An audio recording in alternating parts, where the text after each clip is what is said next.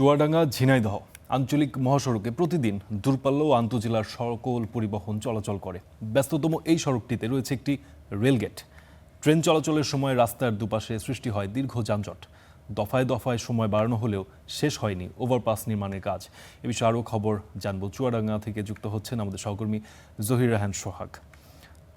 জহির, বর্তমানে এই মহাসড়কটির কি অবস্থা? যারা সাধারণ পথচারী তাদের কি কি ভোগান্তি পোহাতে হয় সে বিষয়টি একটু জানাবেন, এবং দায়িত্বশীলরা কি বলছেন? এই ওভারপাসটি এখনো নির্মাণ হচ্ছে না কেন? এই বিষয়ে জটিলতাগুলো কি?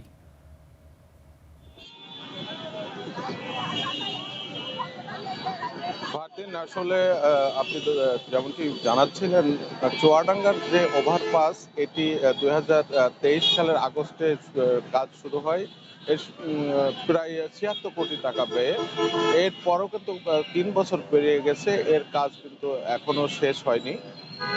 নকশায় ত্রুটি সহ বারবার কিন্তু নকশায় ত্রুটি, যারা নকশা প্রণয়ন করেছেন তারা কিন্তু নকশায় ত্রুটি থাকায় সেটি কিন্তু বারবার সংশোধন করতে হয়েছে। আবারও সংশোধনের জন্য মন্ত্রণালয়ে পাঠানো হয়েছে। এছাড়া পৌর পৌরসভার যে খরচ, তারপরে রেলের একটি ব্যয় আছে, এবং স্থানীয় যে ভূমি অধিগ্রহণ সংক্রান্ত বিষয় আছে সেগুলো এখনো কিন্তু সম্পন্ন না হয়। কাজ কিন্তু থমকে আছে, ঢিমে তালে এর আগে কাজ চললো, এখন পুরোপুরি বন্ধ আছে কাজ।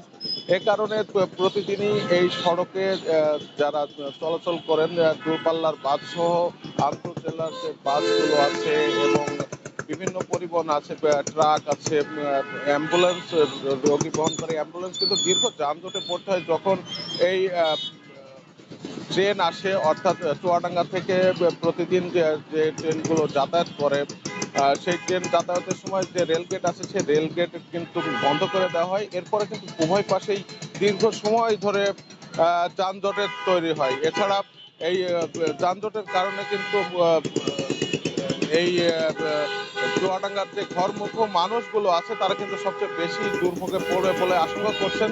এছাড়া যে স্থানীয় যে ইজি বাইক বা অবৈধ যানগুলো আছে সে কারণে যানজটের সৃষ্টি হচ্ছে। তো এই ছিল চুয়াডাঙ্গা থেকে আমার কাছে সর্বশেষ।